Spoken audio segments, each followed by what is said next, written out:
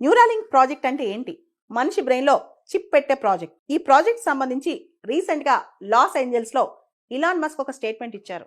Third పర్సన్కి సక్సెస్ఫుల్గా Neuralink chip అమర్చడం జరిగిందని చెప్పి ఆయన పేర్కొన్నారనమాట. అసలు ఈ న్యూరాలింక్లో మనిషి బ్రెయిన్లో చిప్ పెడతారు. ఆ చిప్ అనేది బ్రెయిన్ సిగ్నల్స్ని క్యాచ్ చేసి ఒక కంప్యూటర్కో ఒక డివైజెస్కో ఆ మనిషి బ్రెయిన్లో ఏం ఆలోచిస్తున్నాడని చెప్పి తెలుస్తూ ఉంటుంది అనమాట.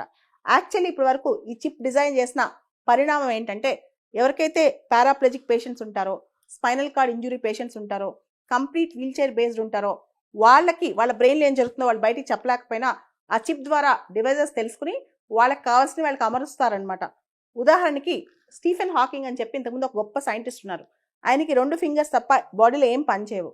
ఆయనకు కూడా ఒకప్పుడు ఇలాంటి టెక్నాలజీ ఒకటి పెట్టి ఒక కంప్యూటర్ ఆయనకి ఏం కావాలో అన్నీ చెప్తుంటుందంట. ఇలా ఒక మనిషి ఏ పని చేసుకోలేకపోయినా స్వయంగా ఈ చిప్ ద్వారా ఆ మనిషికి సంబంధించిన అంత సమాచారం బయటకు వస్తుంది అనమాట. ఇప్పటి వరకు కూడా ఈ న్యూరాలింక్ చిప్ అనేది థర్డ్ పర్సన్కి ఫస్ట్ టైం ఇప్పుడే ట్రయల్స్ 2023లో అప్రూవల్ వచ్చింది ఈ ప్రాజెక్ట్కి. అంటే మనుషుల మీద ట్రై చేయొచ్చని. ఇక 2025లో 20-30 మంది మీద ట్రై చేయబోతున్నారట ఈ న్యూరాలింక్. ఒకవేళ కనుక హ్యూమన్ ట్రయల్స్లో న్యూరాలింక్ ప్రాజెక్ట్ బాగా సక్సెస్ అయ్యి మనిషి బ్రెయిన్లో చిప్ పెట్టేశారనుకో, రేపు పొద్దున ఏం జరుగుతుంది తెలుసా? మన మనసులో ఏం ఆలోచిస్తున్నా కూడా బయట తెలిసే ప్రమాదం ఉంటుందన్నమాట. ఇప్పుడు వరకు మనకు ఒక ప్రైవసీ ఉంది, అది మన బ్రెయిన్లో ఏం జరుగుతుందో బయటికి తెలియదు. కానీ ఇక నుంచి అలా కాదు, మన మనసులో ఎదుటి వాళ్ళ గురించి ఏమనుకున్నా అది కూడా బయట తెలిసే ప్రమాదం ఉంటుందన్నమాట. ఇప్పుడు వరకు న్యూరాలింక్ ప్రాజెక్ట్ అనేది only motor neuron functional dysfunction అయిన వాళ్ళకి అవి అమర్చి ట్రయల్స్ వేశారు. కానీ ఇప్పుడు అలా కాదు. భవిష్యత్తులో ఈ న్యూరాలింక్ ప్రాజెక్ట్ ఒక స్టేజ్ సక్సెస్ అయిన తర్వాత ఇంకో స్టేజ్లో మన మైండ్లో ఏం జరుగుతుందో కూడా బ్రెయిన్లో ఆ న్యూరాన్ సిగ్నల్స్ బట్టి బయట తెలిసిపోద్ది అనమాట. మన స్కల్కి చిన్న పంచర్ చేసి లోపల చిప్ అమరుస్తారు. అవి చిన్న కాయిన్స్ ఏ సైజులో ఉంటే ఆ సైజులో ఉంటుంది అనమాట ఆ చిప్. ఈ లోపల ఉన్న చిప్కి కొన్ని ఎలక్ట్రోడ్స్ ఉంటాయి. దాదాపు 3000కు పైగా ఎలక్ట్రోడ్స్ ఉంటాయి ఈ చిప్లో. చిప్లో అమర్చిన ఈ 3000కు పైగా, అంటే ఒక చిప్లో అమర్చిన ఈ 3000కు పైగా ఎలక్ట్రోడ్స్ అనేవి సన్నటి వెంట్రుకలాగా ఉంటాయి. ఆల్మోస్ట్ మన వెంట్రుకతో పోలిస్తే కనుక 1/20 చాలా సన్నగా తిన్గా ఉంటాయి వీటి పరిమాణం అనమాట. ఈ చిప్ ద్వారా ఎలక్ట్రోడ్స్ మన బ్రెయిన్లోకి ఒకసారి అమర్చిన తర్వాత ఇవి మన బ్రెయిన్లోకి వెళ్ళిపోతాయి. మన వెంట్రుకలు ఎంత ఈజీగా ఫ్లెక్సిబుల్గా ఒక చోట నుంచి ఒక చోటకి అల్లుకోగలవో అంత ఫాస్ట్గా ఈ ఎలక్ట్రోడ్స్ అల్లుకుంటాయి అనమాట. ఈ ఎలక్ట్రోడ్స్ మన బ్రెయిన్లోకి చొచ్చుకుపోయి మన బ్రెయిన్ లోపల జరిగే సిగ్నల్స్, న్యూరాన్ సిగ్నల్స్ ఏవైతే ఉంటాయో అవి బయటికి తెలిసేటట్టు చేస్తాయి అనమాట. మన ఎమోషన్స్, ఫర్ ఎగ్జాంపుల్ మనం ఎవరైనా హేట్ చేసినా, ఇష్టపడినా, లేదా ఎవరి గురించి నెగిటివ్గా అనుకున్నా, పాజిటివ్గా అనుకున్నా, మన బ్రెయిన్లో ఏం జరుగుతుందో అదంతా కూడా బయటికి ఆ సిగ్నల్స్ ద్వారా బయటకు తెలిసిపోతూ ఉంటుంది. ఇది అడ్వాన్స్డ్ వర్షన్. అది రావడానికి కొంత టైం పడుతుంది. ఆల్రెడీ మోటార్ న్యూరాన్ ఫంక్షన్స్ వాళ్ళకి ఆల్రెడీ చిప్ ఒక ట్రయల్ చేసి సక్సెస్ అయ్యారు.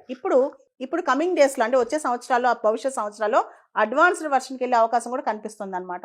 ఈ ఫినామినాన్ మనం బ్రెయిన్ కంప్యూటర్ ఇంటర్ఫేస్ లేదా బ్రెయిన్ మిషన్ ఇంటర్ఫేస్ అంటాం. అంటే కేవలం మన మాటల ద్వారా, మన యాక్షన్స్ ద్వారా కాకుండా మన లోపల మన బ్రెయిన్లో జరిగే థాట్స్ ద్వారా మిషన్స్ కూడా మనం కంట్రోల్ చేయొచ్చు. ఆ మిషన్స్ కూడా మన థాట్స్ వెళ్ళిపోతుంటాయి అనమాట. మొట్టమొదటిగా ఈ న్యూరాలింక్ ప్రాజెక్ట్ సంబంధించిన చిప్ ఒక అబ్బాయి 29 ఇయర్స్ అబ్బాయి బ్రెయిన్లో పెట్టారు. ఆ అబ్బాయికి 2016లో ఒక యాక్సిడెంట్ అయ్యి పైన షోల్డర్స్ నుంచి కిందంతా చచ్చుబడిపోయింది అనమాట. ఆ అబ్బాయి బ్రెయిన్లో పెట్టారు ఈ చిప్. నోలాండ్ ఆర్బా అనే అబ్బాయి బ్రెయిన్లో ఈ చిప్ అమర్చిన తర్వాత ఆ అబ్బాయి, అంటే షోల్డర్స్ నుంచి కింద బాడీ పనిచేయదనమాట. ఆ అబ్బాయి వీడియో గేమ్స్ ఆడుతున్నాడంట, ఇంటర్నెట్ బ్రౌజ్ చేస్తున్నాడంట, సోషల్ మీడియా పోస్టులు చేస్తున్నాడంట. ఇవన్నీ ఎలా చేస్తున్నాడు తెలుసా? కేవలం తన బ్రెయిన్ సిగ్నల్స్ వాడి, చేతులు కాళ్ళు ఏది వాడట్లా, ఈవెన్ సైకిల్ కూడా వాడట్లా. ఓన్లీ ఆ చిప్ ద్వారానే తను చేయాల్సిన పని అంతా చేసేసుకుంటున్నాడంట, తనకి ఇష్టమైన పనులన్నీ చేసేసుకుంటున్నాడంట. న్యూరాలింక్ ప్రాజెక్ట్ అనేది చాలామంది పేషెంట్స్కి ఒక రే ఆఫ్ హోప్. ముఖ్యంగా spine related injuries, paraplegic patients, brain related injuries, తర్వాత completely wheelchair based patients, వీళ్ళందరికీ కూడా న్యూరాలింక్ ప్రాజెక్ట్ అనేది ఒక కొత్త హోప్ అని చెప్పొచ్చు. న్యూరాలింక్ ప్రాజెక్ట్ కో ఫౌండర్ మరియు సృష్టికర్త ఇలాన్ మస్క్ ఒక మాట అంటారు. Imagine Stephen Hawking. ఒకసారి స్టీఫెన్ హాకింగ్ చాలా ఫాస్ట్గా, ఒక ఫాస్టెస్ట్ టైపిస్ట్ కంటే కూడా, లేదా ఒక ఆక్షనీర్ కంటే కూడా చాలా ఫాస్ట్గా తను అనుకుంది చెప్పగలిగితే ఇంకా ఎంత గొప్పగా ఉండేది. స్టీఫెన్ హాకింగ్ అంత గొప్ప సైంటిస్ట్ కదా. అలానే భవిష్యత్తులో ఎటువంటి ఇబ్బందులు లేకుండా చాలామంది ఎవరైతే మోటార్ న్యూరాన్ ఇష్యూస్తో ఉంటారో, పేషెంట్స్ ఉంటారో అందరికీ ఉపయోగపడుద్ది. కానీ ఒక విషయం బయటికి చెప్పట్లేదు, అదే మనిషి థాట్స్, ఎమోషన్స్ కూడా బయట తెలిసే అవకాశం ఉంటుంది భవిష్యత్తులో ఈ న్యూరాలింక్ ప్రాజెక్ట్ ద్వారా. దీని విషయంలో మాత్రం ఇంకా సీక్రెసీ మెయింటైన్ అవుతుంది. ఈ న్యూరాలింక్ ప్రాజెక్ట్ మీద విమర్శ కూడా ఉంది. అసలు మనిషి బ్రెయిన్లో చిప్ పెట్టి బ్రెయిన్ హ్యాక్ చేస్తే అప్పుడు మనిషిని ఫుల్గా కంట్రోల్ చేసేయచ్చు కదా. మనం ఎట్లా చెప్తే అట్లా మనిషి వింటా ఉంటాడు, ఆ చిప్కి ఏ సిగ్నల్ ఇస్తే ఆ సిగ్నల్. ఇది చాలా అనర్థాలకు దారితీస్తుంది కదా. అదేవిధంగా మనిషికి ఇప్పటి వరకు ప్రైవసీ అనేది మనిషి జీవితంలో పోయింది. ఆల్వేస్ ఆన్ కెమెరా, ఎక్కడ చూసినా ఏదో ఒక కెమెరాలో ఉంటాం మనిషి. అదే మన బ్రెయిన్‌లో, మన మైండ్‌లో ఎన్నో నడుస్తుంటాయి, ఎన్నో జరుగుతుంటాయి. మన మైండ్ అనేది ఒక పెద్ద సూపర్ కంప్యూటర్ అనమాట. దీనిలో ఒక చిప్ పెట్టేశారనుకోండి, ఇంకా ఏమైనా కొత్త థాట్ వచ్చినా కూడా భయపడిపోవాలి మనం. అంటే వీళ్ళు బయటకి తెలిసిపోద్దేమో, ఎదుటోళ్ళు ఏమనుకుంటారో, లేదా మన విషయాలు, మన లోపల ఉన్న ఎమోషన్స్ కానీ, లేదా మన ప్లాన్స్ కానీ, మన ఐడియాస్ కానీ ఇవన్నీ బయటకొచ్చేస్తాయి. అప్పుడు పరిస్థితి ఏంటి?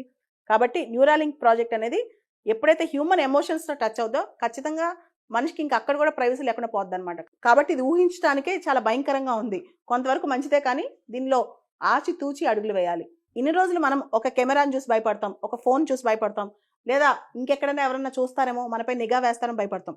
ఇప్పుడు మన బ్రెయిన్‌లో అసలు ఆలోచన వస్తేనే, అసలు ఆలోచన రాకముందే ఎలాంటి ఆలోచన రాకూడదు, మన బ్రెయిన్‌లో ఏ థాట్ రాకూడదని భయపడాల్సిన రోజులు రాబోతున్నాయి ప్రపంచంలో.